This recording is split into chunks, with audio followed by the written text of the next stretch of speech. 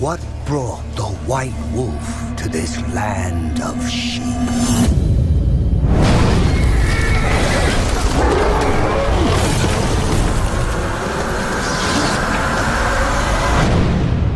As soon as you start playing The Witcher 3's Blood and Wine expansion pack, you get the feeling that even though the base game is still the same as what has come before, almost everything is different.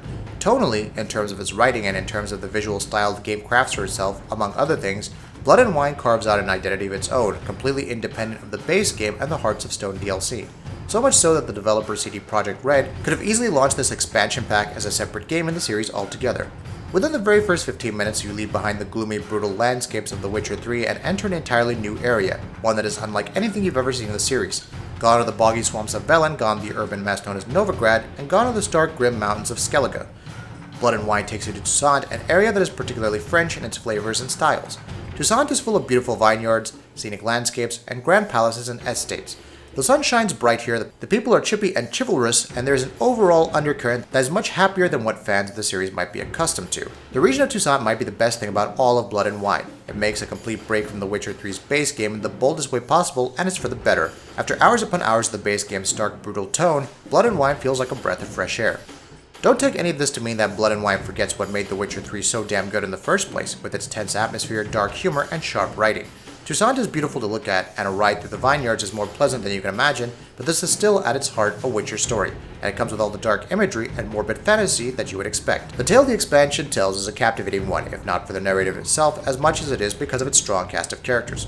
Veterans of the franchise, essentially those who are familiar with the books, will recognize a few key characters here and there, and each of them is written with the same kind of expert precision that made the likes of the Baron and Yennefer so good in the base game itself. Carrying on with the improvements that Hearts of Stone made to the game's combat, swordplay in Blood and Wine is fast-paced, thrilling, and intense. Boss fights require you to study the enemy's movement patterns carefully, and you'll be as good as dead if you can outperform quick dodges and rolls to get out of the way of their deadly attacks.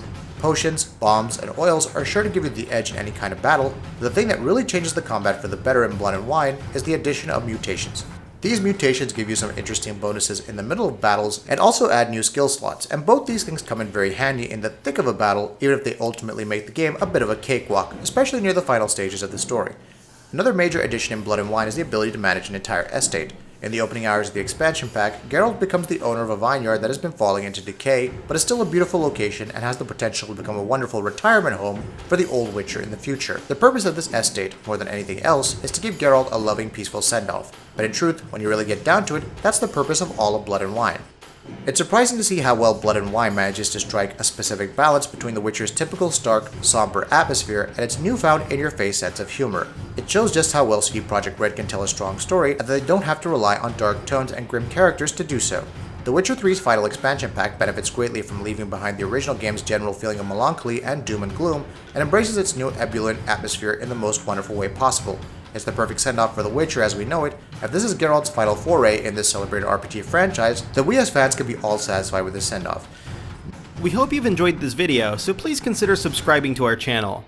We do original content, reviews, graphics comparison, and much more, and try to upload a video every day. Thank you very much for checking us out.